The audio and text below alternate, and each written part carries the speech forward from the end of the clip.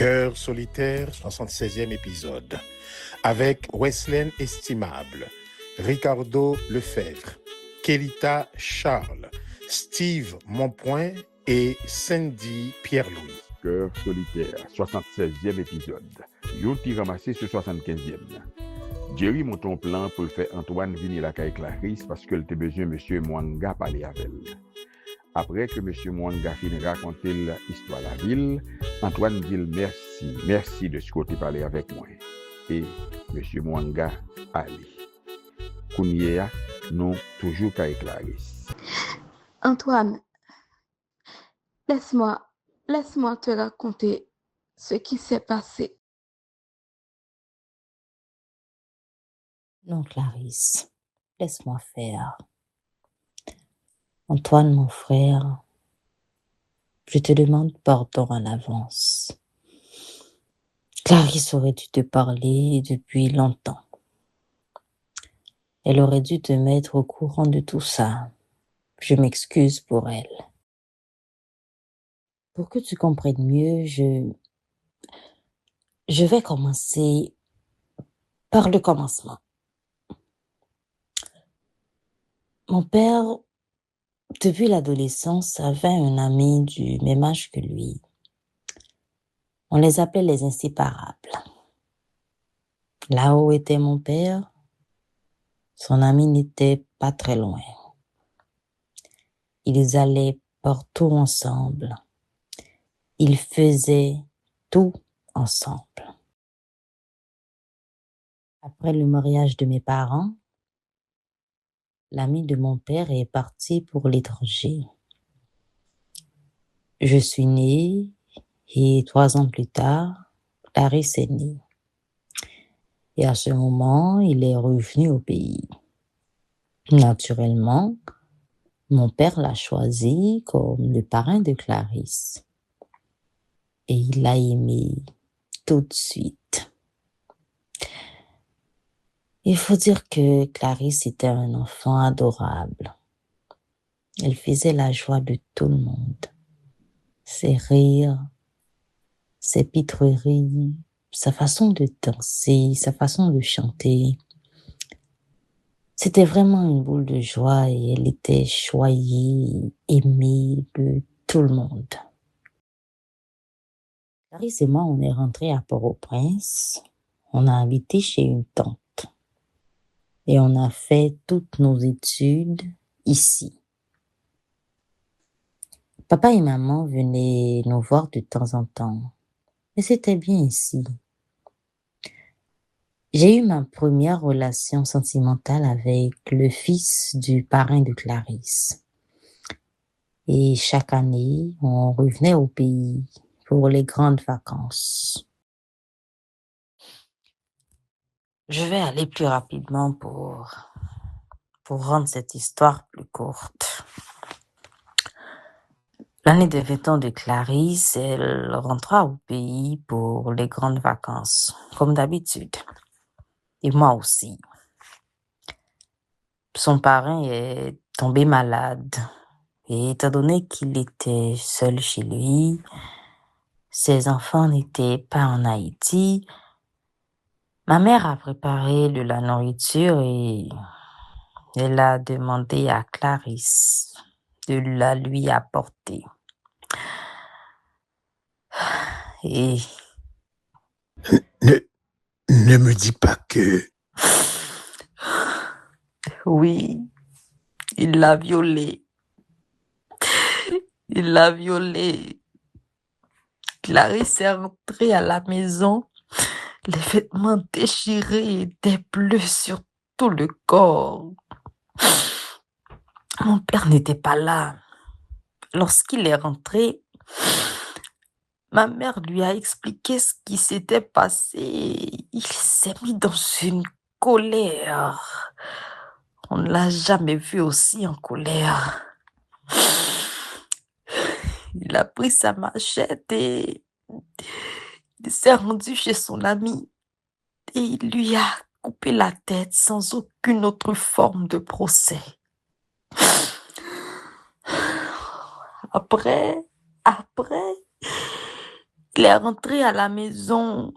Il a passé toute la nuit à boire et à serrer Clarisse contre lui en lui demandant pardon, comme si c'était lui le fautif.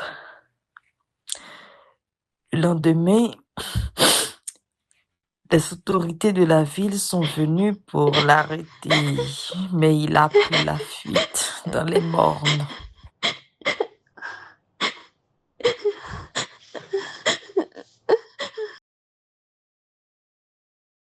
Il n'a jamais été arrêté. Mais on ne l'a jamais revu non plus. On ne l'a jamais revu vivant. Il est mort seul dans les bois. Il est mort de diphtérie. Et 3 mois plus tard, ma mère est décédée de dépression et de chagrin.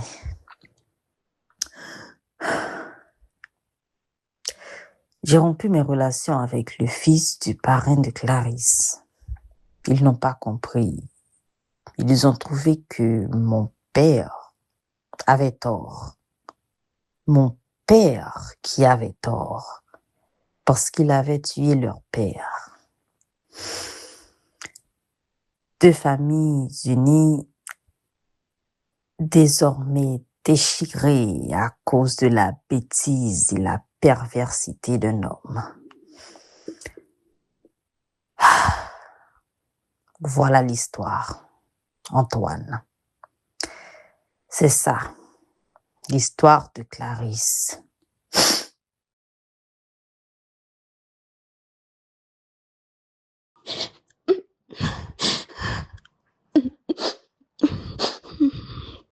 Oh mon Dieu, mon Dieu, mon Dieu. Malheureusement, on s'est rendu compte trop tard qu'elle était enceinte. On n'a rien pu faire et c'est cet enfant qui a 13 ans aujourd'hui. Il vit avec moi aux États-Unis. Il s'appelle Christian. Voilà. Voilà, Antoine. Waouh, waouh, waouh. C'est épouvantable.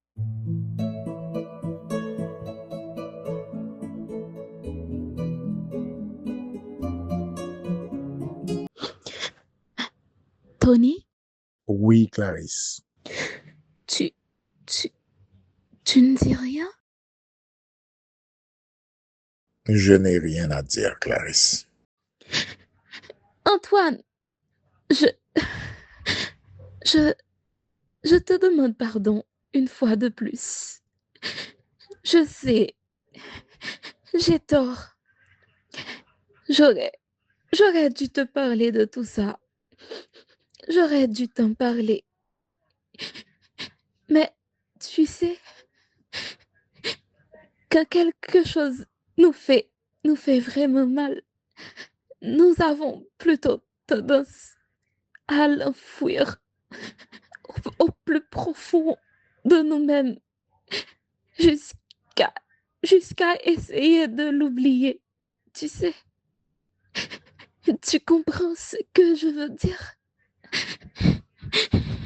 C'est quoi ça, Clarisse? C'est quoi ça? Tu es psychologue maintenant? Tu ne te rends pas compte du mal que tu m'as fait? Tu ne t'en rends pas compte? J'en suis consciente, Antoine. J'en suis consciente. Mais je suis sûre qu'on peut repartir sur de nouvelles bases. Je t'aime encore, tu sais. Et je suis sûre que toi aussi tu m'aimes encore. Pourquoi ne pas repartir à zéro? Pourquoi? Restons-en là, Clarisse. Restons-en là. Parce que je voudrais pas te haïr avec la même force, la même intensité que je t'ai aimé. Restons-en là. C'est plus sage. Antoine, Antoine, s'il te plaît, Antoine, je te supplie. Antoine, Antoine, s'il te plaît. S'il te plaît. Laisse-moi partir maintenant. Ça vaudrait mieux. Adieu, Clarisse.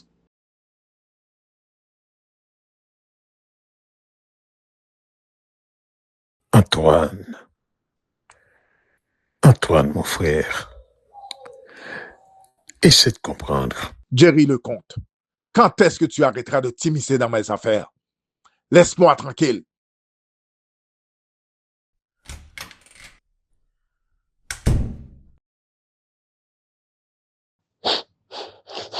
Et voilà.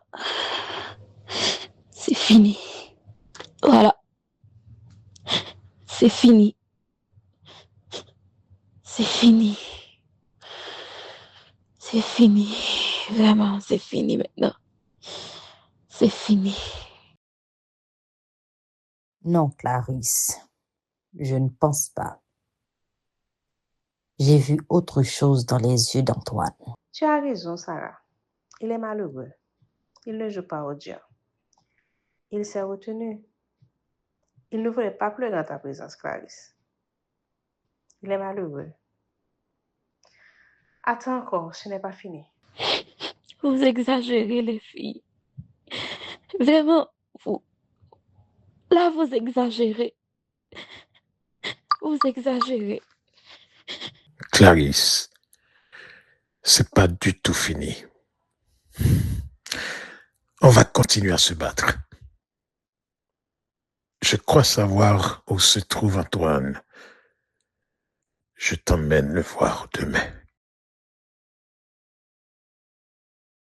Comment sais-tu où il se trouve, Jerry?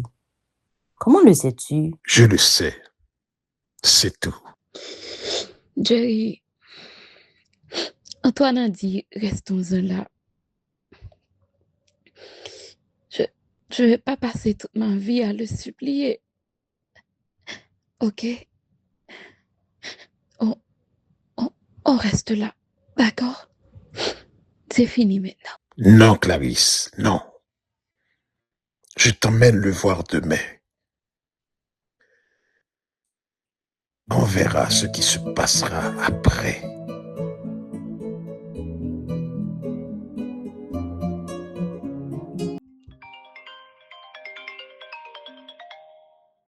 Bonsoir, Jerry. Ça va? Bonsoir, Brianna. Tu as encore oublié de m'appeler. Oh non, je suis désolée. Je suis désolée. Tu sais, c'est nouveau. Tu comprends? Il va me falloir du temps pour m'y habituer. De toute façon, c'était le dernier avertissement. Je ne vais plus t'appeler pour cela. Mais non, ça ne fait que 2 fois.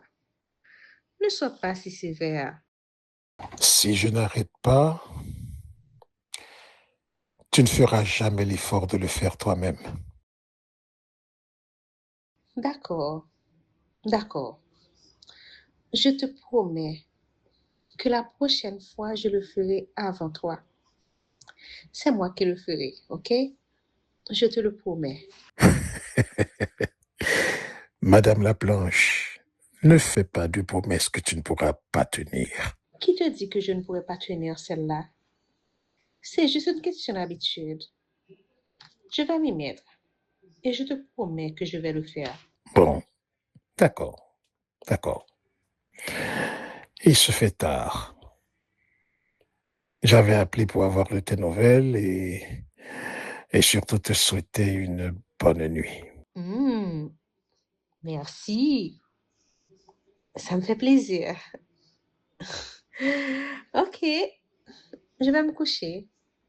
Je te souhaite aussi une très bonne nuit. Je ne sais pas si on va se voir demain. Pourquoi? Tu ne viens pas chez Clarisse demain? Je ne sais pas encore. D'accord. Tu me feras signe pour me faire savoir. j'aimerais bien te revoir demain. Ah bon? Eh bien,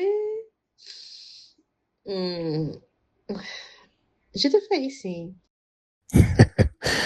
D'accord. Bonne nuit. Bonne nuit, Jerry. Oh, qui monte ça? Laisse ça. Puis c'est vieux monsieur religieux là, non?